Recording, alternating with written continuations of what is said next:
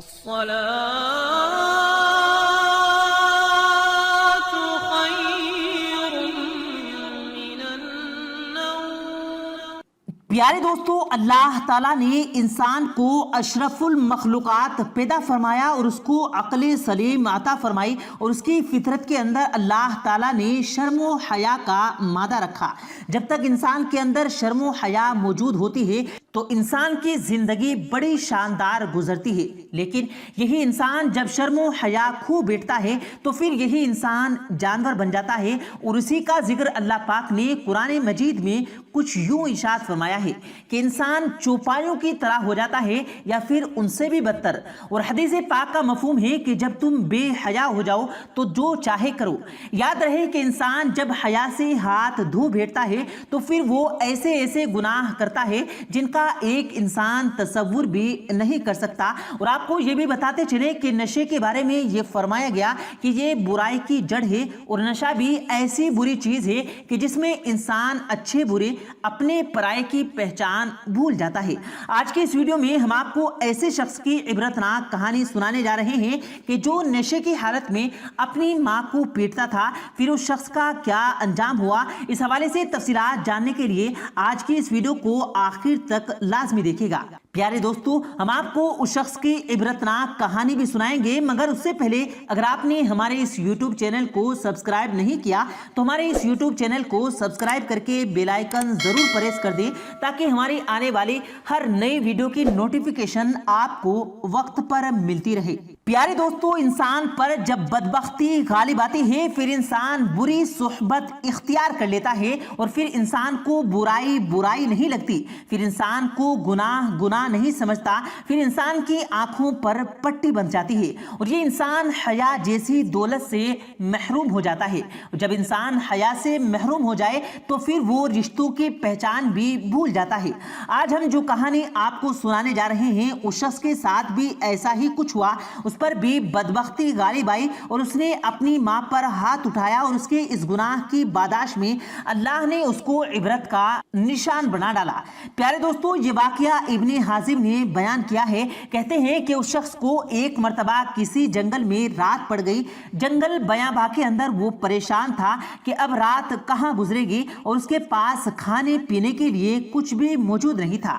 اس پریشانی میں وہ شخص چل رہا تھا کہ اچانک اس کو دو جھونپڑیاں نظر آئی تو اس کے دل کو آشا ہوا، اور وہ ان جھونپڑیوں کے پاس چلا گیا اور اس نے اونچی آواز میں سلام کیا۔ اندر سے دو خواتین باہر تشریف لائی۔ ایک خاتون بوڑھی تھی جبکہ دوسری خاتون جوان عمر کی تھی۔ اس شخص نے ان خاتون کو اپنا حال بیان کیا اور ان سے کھانے پینے کے لیے کچھ مانگا تو انہوں نے کہا کہ ہمارے پاس کھانے کا کوئی سامان نہیں ہے۔ تو اس شخص نے کہا کہ آپ اس جنگل میں کیسے زندگی بسر کرتی ہو؟ تو انہوں نے کہا کہ ہم اللہ تعالیٰ کے سہارے اور مسافروں کے سہارے یہاں زندگی بسر کرتے ہیں۔ پھر اس شخص نے ان سے رات گزارنے کی جگہ مانگی۔ ان عورتوں نے اس کو بولا کہ ساتھ ہماری جھونپڑی میں تم رات گزار لو۔ پھر وہ شخص لیٹا ہوا تھا کہ رات کا ایک پہر گزر جانے کے بعد اس کو گدھے جیسی چیخو پکار سی آواز سنائی دی جو کہ بہت ہی بھیانک تھی، اور اس چیخو پکار کی وجہ سے اس کو نیند بھی نہیں آئی۔ صبح کے قریب جب اسے صبر نہ ہوا تو وہ شخص اس آواز کی جانب چلنے لگا تاکہ دیکھ سکے کہ معاملہ کیا ہے۔ جب وہ آواز کے قریب پہنچا تو دیکھا ایک گدھا ہے جس کا بدن مٹی میں ہے اور سر باہر نکلا ہوا ہے۔ یہ منظر دیکھ کر وہ خوف زدہ ہو گیا۔ جب وہ واپس ان عورتوں کے پاس آیا تو عورتوں نے کہا کہ تم اس معاملے کو رہنے دو اور اپنے سفر پر روانہ ہو جاؤ۔ لیکن اس شخص کی ضد پر جو وہ عورت جوان تھی کہنے لگی کہ یہ میرا شوہر ہے جو اپنی ماں کا نافرمان تھا۔ وہ اپنی ماں کی شان میں گستاخی کرتا تھا، اور جب کبھی ماں اس کو برے کام سے ٹوکتی تو اس کی ماں کو کہتا تھا کہ گدھے کی طرح ہر وقت ہاں کا مت کرو۔ اس کی نافرمانی سے ماں نے تنگ آ کر اس کو بددعا دی، اور یہ اس کی نافرمانی اور ماں کی بددعا کا صلہ ہے۔ مرنے کے بعد جب اس کو دفنایا گیا تو وہ اس طرح بن گیا تھا اور ساری رات چیختا ہی۔ پیارے دوستو، آپ نے یہ عبرتناک کہانی ملاحظہ فرمائی ہے اور یہ بھی ملاحظہ کر لیا کہ اس گناہ کی وجہ سے اس شخص کو اس عذاب میں مبتلا ہونا پڑا۔ یہ گناہ ہے ماں کی نافرمانی کا۔ کہ ماں کی گستاخی کرنے پر اللہ تعالیٰ نے اس شخص کو نشان عبرت بنا ڈالا۔ بعض اوقات اللہ تعالیٰ اپنی نشانیاں دکھلا دیتا ہے تاکہ اس کے بندے عبرت حاصل کریں۔ اس شخص کی اس سزا کے بارے میں آپ کی کیا رائے ہے؟ آپ کمنٹ کر کے ہمیں ضرور بتائیے گا۔ پیارے دوستو، چلیے آپ کو ایسے ہی نوعیت کا ایک واقعہ سناتے ہیں جو کہ نزہت المجالس میں منقول ہے۔ یہ واقعہ کچھ اس طرح سے ہے، بعض تابعین کسی قبیلے پر گزر ہوا، وہاں انہیں قبرستان نظر آیا۔ عصر کے بعد ان میں سے ایک قبر کشف ہو گئی اور ان کے اندر سے ایک آدمی نکل آیا۔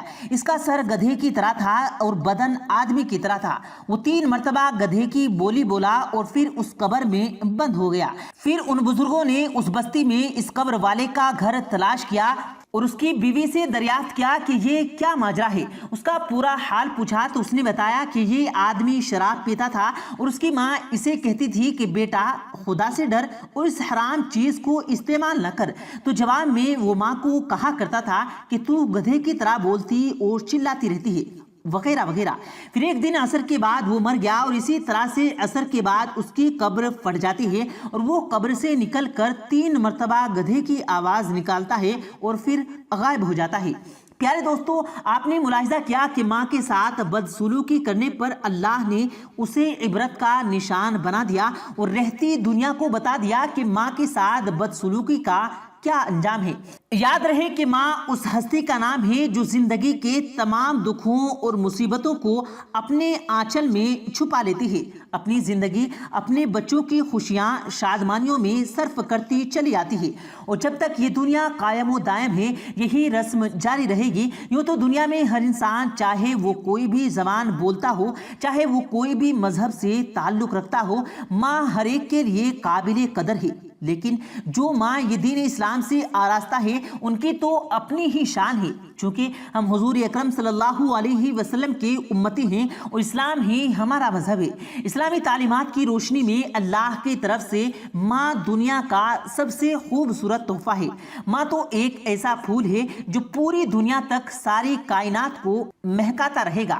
اسی لیے وہ کہتے ہیں کہ ماں کا وجود ہی ہمارے لیے باعث آرام و راحت ہے، چین و سکون، مہر و محبت، صبر و رضا اور خلوص و وفا کی روشن دلیل ہے۔ ماں باپ اپنی اولاد کے لیے خدا کے فضل و کرم کا ذریعہ ہے اور خدا کی رضا ان کی رضا میں ہے۔ اس لیے خدا نے جہاں اپنی عبادت کو حکم دیا وہاں والدین کے ساتھ احسن سلوک کرنے کا بھی حکم دیا ہے۔ اللہ تعالیٰ نے والدین کا بہت بڑا درجہ رکھا ہے اور آپ صلی اللہ علیہ وسلم نے والدین کے حقوق واضح کیے ہیں۔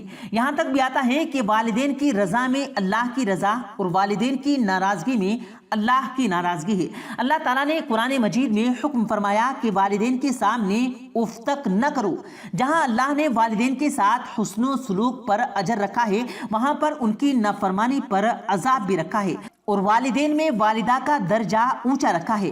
پیارے دوستو، اگر آپ کے والدین زندہ ہیں تو خدا را ان کی قدر کریں، اور اگر آپ کے والدین فوت ہو چکے ہیں تو ان کے لیے ایصال ثواب کے لیے کچھ ہدیہ کیا کریں، ان کے لیے کچھ قرآن پاک پڑھا کریں اور ان کو صدقہ کیا کریں۔ اللہ پاک سے دعا ہے اللہ پاک ہم سب کو اپنے ماں باپ کی عزت کرنے کی توفیق عطا فرمائے، آمین اللہم آمین۔ پیارے دوستو، امید کرتے ہیں آپ کو آج کی ہماری یہ ویڈیو ضرور پسند آئی ہوگی۔ اگر آپ کو یہ ویڈیو پسند آیا ہو تو اس ویڈیو کو دل سے لائک کریں اور زیادہ سے زیادہ لوگوں تک اس ویڈیو کو ثواب کی نیت سے شیئر کریں، اور اس ویڈیو کے بارے میں آپ کی کیا رائے ہے کمنٹ سیکشن میں اپنی رائے کا اظہار ضرور دیں، اور مزید اسی طرح کی روز کی ویڈیو پانے کے لیے ہمارے چینل کو ضرور سبسکرائب کریں۔ ملتے ہیں پھر ایک نئی ویڈیو کے ساتھ، تب تک کے لیے اللہ حافظ۔